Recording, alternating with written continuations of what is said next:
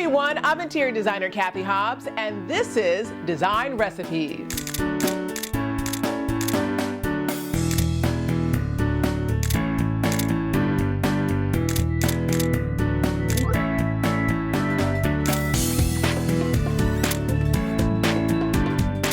On this episode of Design Recipes, we begin in Harlem at a condominium that is sure to appeal. A two-bedroom residence that is also an incredible value in a building loaded with amenities. Raphael Sitruk of Bracha, New York at Keller Williams NYC gives us a tour. Then our Brooklyn real estate expert Donald Brennan of Brennan Real Estate introduces us to a business based in Brooklyn that is part of the ever-emerging urban farm movement. He's back. Our mortgage expert Ace Watanasuparp of Citizens Bank is here with mortgage questions. Then, 'tis the season, I share my favorite things for the holidays. And it all starts right now. We begin in Harlem with a two-bedroom. Hi, I'm Raphael Sitruk with Bracha, New York at Keller Williams NYC. Raphael. Hi, Cathy, so nice to see you. Welcome to Stryver's Garden. I am a huge fan of Harlem, so I'm very excited today. Great, let's come take a look. This is the living room. Look at this amazing space, Cathy. This is what I love about Uptown, the space that you get. In this particular room, I can see being laid out in so many different ways. And then you have this little guy over here. This is the dining space, Cathy. You can put your beautiful table here and look at the view you're gonna get. View of the park. View of the park. I mean, you're literally practically on the park. And then being in this living space, combined with that dining space, I just see and feel all the sunlight. Exactly, Cathy. And then this is a two-bedroom. It's a two-bedroom, two-bathroom. Well, let's go look at some bedrooms. Sure, let's go. Okay, Cathy, here is the master bedroom. Look at the space you're getting here. You can easily fit a king-size bed. Absolutely. You have two closet space, not one but two closet space, and you're getting a lot of sun. And because you're facing the east side and the view is pretty open, you're getting all the sun from the sunrise every morning. What I like about this master, and I'm going to call it a suite, I'm not just going to call it a bedroom, is what you've mentioned about the two closets. I see this gorgeous ensuite bath over here, and I'm a fan of hardwood flooring. So for me to see this beautiful parquet hardwood flooring continue throughout, love it. It's absolutely fantastic. And we have a second bedroom almost as big, right? Yes, let's take a look. Yeah. This is the second bedroom, Cathy. You have an amazing window facing the city as well, and you have a huge closet space and the same hardwood floor. What I love about this space is that it's not a toss-away space. This is a full-size second bedroom, which sometimes you don't get. Sometimes it's like, well, is this a bedroom? Is this an office? I can totally picture furniture in here, a bed, nightstand. So for me, this is a huge plus that this is a true second bedroom. Yes, I'm with you, Cathy. This is wonderful. Now you have talked so much about this view in the park. I think I'm ready to kind of head outside and take this park in. Exactly, I would love to show it to you. Right. So Raphael, which park is this? This park is St. Nicholas Park. It's a very special park. You can really feel the Harlem vibes here. What I love is just being outside. You know, just having a place right near your apartment where you can come and take in, some of the fresh air. Another thing I also love about this location is the convenience to the subway. Exactly, Cathy. The B and the C lines both come here. Absolutely fantastic. I really do love this part of town. Yeah, this is a very nice neighborhood, Cathy, and I would love to live here as well. Okay, Cathy, now we're back on the building. I wanted to show you a couple of amenities. And first, this beautiful art gallery that the building owns. So every year they're featuring some artists here and doing some exhibitions. So essentially, this hallway is a work of art, a gallery for local artists, in which residents here can appreciate and maybe purchase something or two. Exactly. I love that. So Cathy, this is the fitness center. You can work out at home. This is huge as far as gyms go in buildings. I mean, I'm seeing so much equipment. Haven't used a gym in a while, but I can truly appreciate what you have here. This to me is really all you would need and absolutely ideal for what you would want out of a gym in your building. Exactly, Cathy, and with the TV screen here, you're going to forget how many times you're working out during the day. Now, you also said that there's another building amenity, a garage, right? Yes, there are parking garage access from your building. Okay, so we're gonna go through Yeah, the let me basement. show you. Okay. Raphael, when you said that there was a garage, I didn't expect all of this. I mean, this is like having your own city garage. Yes, Cathy. Right in your building. It's an amazing selling feature. And as someone who has a car and needs to get around, this is perfect. Exactly, Cathy, and you have an access right here. Oh, Raphael, that was absolutely perfect. Thank you so much for taking me outside. And I'm thrilled that you decided to end in what is truly my favorite space in the home. Yes, Cathy, this kitchen is amazing, and I know how much you love cabinet space in the kitchen. And look at this amazing stone countertop, and everything that you need is here. I really like the color mix. I love this kind of deep, rich wood against the black. It's a little bit of a daring choice, but here it feels so rich and luxurious. And then I am a fan of stainless steel appliances, so this is absolutely perfect. How would you sum up 300 West 135th Street? 300 West 135th Street is an amazing 2-bedroom, 2-bathroom with a lot of space. The price is pretty affordable regarding the location. You're very close to the subway and close to the park. You have everything around you. This is, to me, the perfect uptown experience. Luxury, 2-bedroom, 2-bath, full-time doorman, space next to the park, and transportation. Thank you so much for the tour. You're welcome, Cathy. Thank you very much. What a lovely property right in the heart of Harlem. When we come back, we head to Brooklyn, where our Brooklyn real estate expert Donald Brennan introduces us to an interesting urban farming business. Coming up. Welcome back to Design Recipes, everyone. I'm Cathy Hobbs. Urban farming is, in a word, booming. But there are a lot of different ways it's being done these days. Our Brooklyn real estate expert Donald Brennan introduces us to Edenworks. Hi, Donald. Thanks, Cathy. The next time you go to the produce aisle of your local supermarket, you may notice it on your own, the inclusion of locally grown greens. Not grown on traditional farms, but in urban farm settings, typically on rooftops. Farming has gone high-tech, and a business that is leading the way is Brooklyn-based Edenworks. It is planting time at Edenworks in Bushwick, and its farmers are busy sowing seeds for greens that will be sold fresh for market. For this urban farm lab, this harvest is the big time. The fruits of their labor paying off with the produce heading to a nearby Whole Foods. But as you'll soon learn, Edenworks is no ordinary urban farm.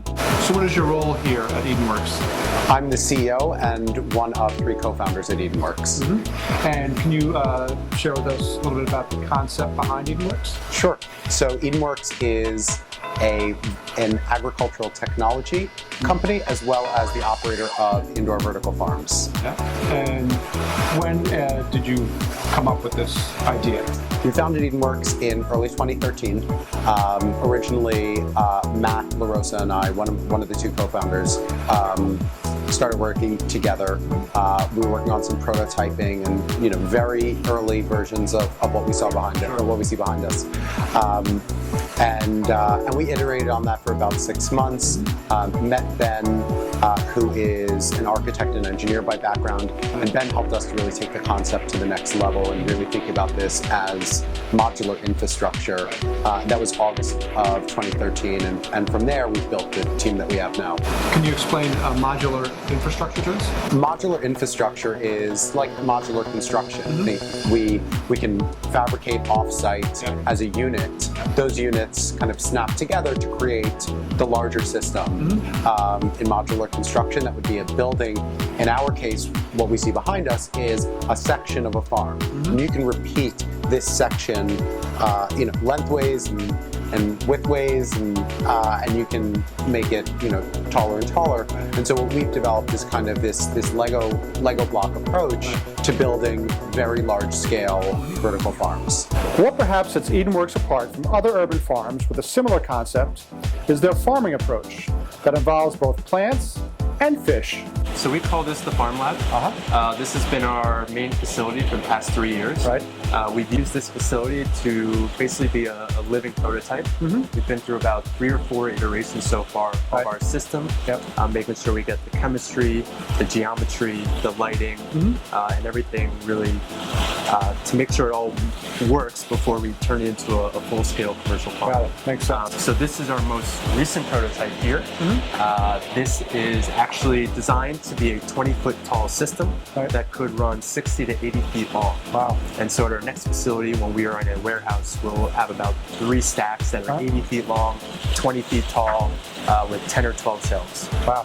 Today we are seeding for Whole Foods. We will be selling there 2 mixes of microgreens. Right. Microgreens are 7 to 10 day crops that we grow in these little rafts that we then put in our system to get fertilized. So our farmers Ian and Rachel are filling the rafts with a media.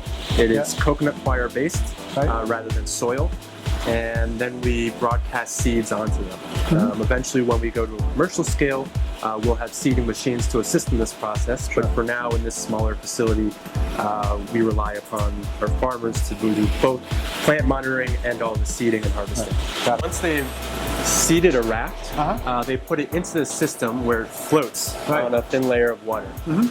In here, it sits for 7 to 10 days under LED lights. These LED lights have a spectrum optimized for leafy greens, and they can sit here, grow, and then when we're done, we take out the raft and we bring it over to get harvested and washed. We have our aquaponics system over here. The aquaponics system is a series of tanks. We raise tilapia. We can sell them as well, which we will do at our next facility. We feed them a non-GMO feed. That feed goes through their gut. They then excrete it mostly as dissolved ammonia. That ammonia is then converted to nitrogen by some bacteria that we are encouraging to grow in separate containers called moving bed bioreactors. In there we have all these plastic beads and we have nitrosomonas and nitrobacter. These are the bacteria that you find in organic soil. We brought them indoors, we encourage their growth, and they convert the ammonia to nitrogen, which we can then send to the stacks. The water goes through here, the roots are able to absorb all the nitrogen, and then the water is cleared of nitrogen, returns back to the fish tanks, and the process starts over again. So it's a completely symbiotic, cyclical process with continuous water flow. Here we have our recently seeded product. This was just seeded today. This will take about 2 days to really start sprouting, which we can actually see here with a daikon radish. These are about 3 or 4 days old, so they've started to sprout up. And then up here you can actually see a more like a 7-day-old crop. These will take another day or 2, and then we'll remove it from the system and harvest it down there. All right, so this is a raft that our farmers pulled out of the system for us that we're harvesting today. This is a micro Bracha. And so typically what we would do is we would just kind of shake the canopy a little bit, try to get any seed shells that might be stuck to leaves out of it. And then we'll cut right where the root starts to turn into the leaf. And then that clean product will go into this bucket temporarily. We would harvest this whole raft, and then we send it into our farmers would take it into the processing room, which we'll keep super clean. We have NSF certified sinks, and we will wash it, dry it, and then store it in a fridge. Would you like to try some? Sure, sounds great. Here you go. So that should have a little bit of broccoli flavor in it.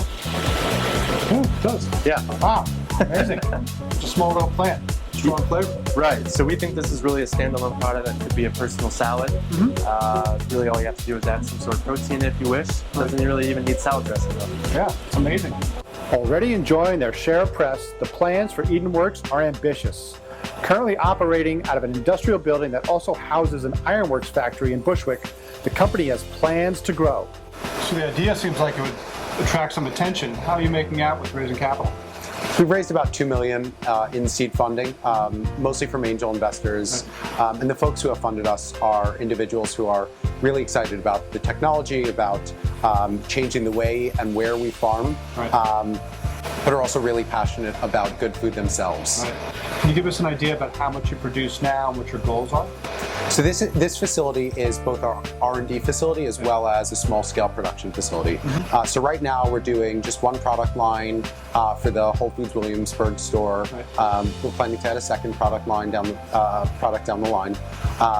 But our next farm will produce at a scale about 40 times of what we produce now. Wow. What do you see as the mission of Edenworks? We want everybody to be able to eat fresh, delicious, nutritious produce. And what we've seen is that, you know, farming has taken kind of two very different paths. You've got really centralized, industrialized production that provides, you know, very or relatively affordable produce, and that's, you know, coming out of California. And then you've got really local, kind of romantic farms that produce extraordinary product, but oftentimes, you know, the volumes are small, the prices are high, and what we want to do is to create a model for producing really high quality product, but in an affordable way.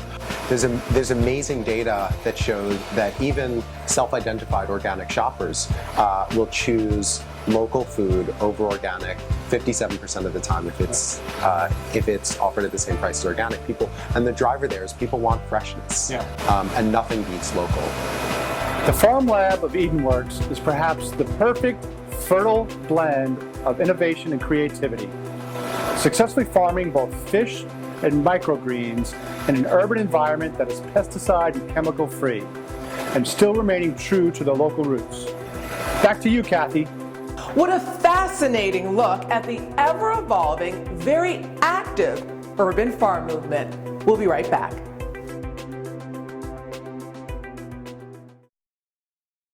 Welcome back to Design Recipes, everyone. I'm Cathy Hobbs. Every so often, I share my favorite things, essentially my top picks. Sometimes the items are new to the market, unique, creative, and sometimes they just make life a little bit easier. So with the holidays upon us, I thought, what better time than now to share my favorite things. Up first, charging docks from Native Union. We're all familiar with one of these to charge our phones, but why settle for that when you can have this? This to me is just so beautiful and sculptural. It is a charging dock station by Native Union made entirely out of marble. It comes in both black and white. This is the white one, which I really love with that beautiful brass detail. And because it's made out of marble, it's naturally heavy. How beautiful is that to have that on your desk or your sideboard and then plug it into the wall with this beautiful gold cord that's actually finished in leather. So you just put your phone on and you're good to go. Now they also have a charging dock for an Apple Watch, and this is also made out of marble. So it's in two pieces. It has this magnetic detail, so essentially when you're charging your Apple Watch, this is what you're seeing. So you're able to still read your watch while you're charging it. Up next, the MePhoto Globetrotter Air. I'm really excited about what's inside this bag, which you wouldn't believe is a tripod. So this is the MePhoto Globetrotter Air, super heavy. I mean, if I can show you how sturdy this feels in the hand, but how light it is at the same time. And this extends. How cool is that? My favorite color, orange. It extends to essentially a tripod that you can use for video. You can travel with it. So I think this is pretty cool. And this is the MePhoto Globetrotter Air. And if you want a little add-on, why not try the MePhoto Sidekick 360 Plus, which essentially turns your tripod into a selfie stick. Now meet Poto, the world's first stick and shoot camera. If you like a good selfie as much as I do, then this Poto camera is for you. It is the world's first stick and shoot camera. Essentially has this little back panel. If you twist it, it reveals a magnet inside. So essentially what you would be doing is twisting it and then sticking it on your surface and then shoot. You actually trigger the camera by using an app on your iPhone. Next, if you like music, you'll love the Core by Mass Fidelity. Now, everything is getting smaller and smaller and smaller, and this is essentially the new stereo. This is the Core by Mass Fidelity, and it's probably one of my favorite items this holiday season. It works on holographic sound, which is a breakthrough technology that essentially is better than stereo. It's also multi-room ready. So what that means is you can just have more than one of these devices, up to 7, and you can place them throughout a home through your Wi-Fi system, and essentially you can have lifelike surround sound throughout your whole home just using these Core devices. Also, they work on batteries. About 10 to 12 hours of battery life. So this is a Core by Mass Fidelity, and I think it's just a wonderful in-home system for listening to music. Last, but certainly not least, the Mevo Live Event Camera that I think will revolutionize how you do live streaming video. As someone who's been on TV for several decades, this to me is probably one of the most interesting, innovative products that I have seen in a very long time. This is the Mevo, and it is a live event camera. So essentially it allows you to stream live and turn your phone into an edit suite using just your app. As someone who started in television in the 90s, I remember when things were old school. And so to see this type of technology, I think is really revolutionary. Essentially what I've done is I've turned my iPad into an edit suite, almost like a mini control room. And so we can widen out the shot, we can punch in, we can highlight and cut to different things that we want to focus on. I mean, this is essentially like a control room punching in on a second, a third, a fourth camera. This is simply amazing. And this is the Mevo Live Event Camera that actually fits in the palm of your hand. Design technology at its very best. I hope you found something to take home.